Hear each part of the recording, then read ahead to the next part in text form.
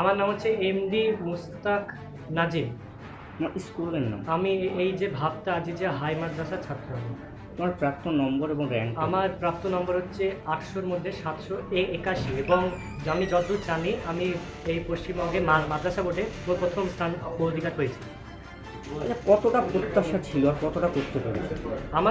আমার প্রত্যাশা এতটা বেশি ছিল না। আমি তো এরকম প্রত্যাশা করেছিলাম আমি 1 থেকে 10-এর মধ্যে ইনশাল্লাহ থাকবো। তা এই যে প্রথম হয়েছি সেটা নিয়ে খুব ভালো লাগছে, খুব গর্ব মনে হচ্ছে। আচ্ছা, এই লেখাপড়ার পাশাপাশি আর কি ভালো লাগে? আমাকে লেখাপড়ার পাশাপাশি গান করতে ভালো লাগতো। তারপর বিভিন্ন যে ওই মানে অনুষ্ঠানগুলো সেইখানে অংশগ্রহণ করতাম, ছবি আঁকতাম ইত্যাদি আর কি। আর কত ঘন্টা পড়াশোনা করতে?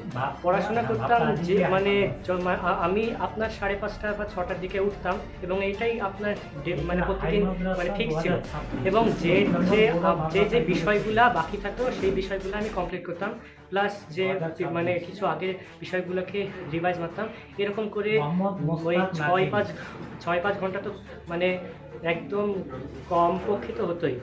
এরকম আর প্রিয় সাবজেক্ট? আমার প্রিয় সাবজেক্ট সায়েন্সের সাবজেক্টগুলো আমাকে ভালো লাগে। ওই আমার যে মানে মেন মানে আমার যে গুরুত্ব সেটা হচ্ছে ওই কোনো কিছু কেমন করে হয় এবং এর যদি উত্তর জানতে হয় সেটার জন্য আমাকে সায়েন্সই করতে হবে। এবং সায়েন্সের মধ্যে লাইফ সায়েন্সটা আমাকে বিশেষ ভালো লাগতো। তার পাশাপাশি ম্যাথটাও, ক্লাস 10-এ ম্যাথটাও আমাকে ভীষণ ভালো লাগতো। হবি কি? আমার ওই হবি বলতে ওই যদি আমি আমার এম সম্বন্ধে বলি আমি নিট ক্র্যাক করে আমি একটা ভালো ওই চিকিৎসক হতে চাই। আর যদি হবি বলি ওই কোনো টাইম গান করতে আমাকে ভালো লাগে।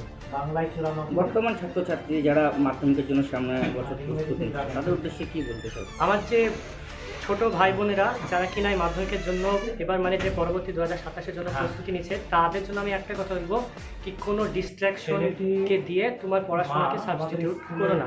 কেননা তোমার পড়াশোনা হচ্ছে তোমার জন্য ফিক্সড এবং এটাকে যদি তুমি সাবস্টিটিউট করো ওই তাহলে কিন্তু তুমি অনেক কিছু ভুল মানে অনেক কিছু ফসকে যাচ্ছ।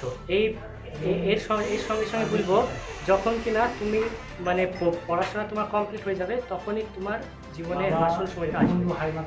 এই যে তোমার সাফল্য, এই সাফল্যের পিছনে কাদের কাদের অবদান তুমি? এই সাফল্যের পিছনে তো আমি বলবো সকলেরই অবদান খুব বেশি, যেটা কিনা বেশিরভাগই বলে। আর যে আমি আমার ভাবতা আজ যে হাই মাদ্রাসার হোস্টেল বিভাগে পড়তাম সেখানকার যে রুম টিচার প্লাস গেস্ট টিচাররা ছিল খুবই দক্ষ ছিলেন, একদম ভেটারেন টাইপের ছিলেন। তারা আমাকে যথেষ্ট প্রশিক্ষণ দিয়েছে, তাদের কাছে আমি ভীষণ কৃতজ্ঞ।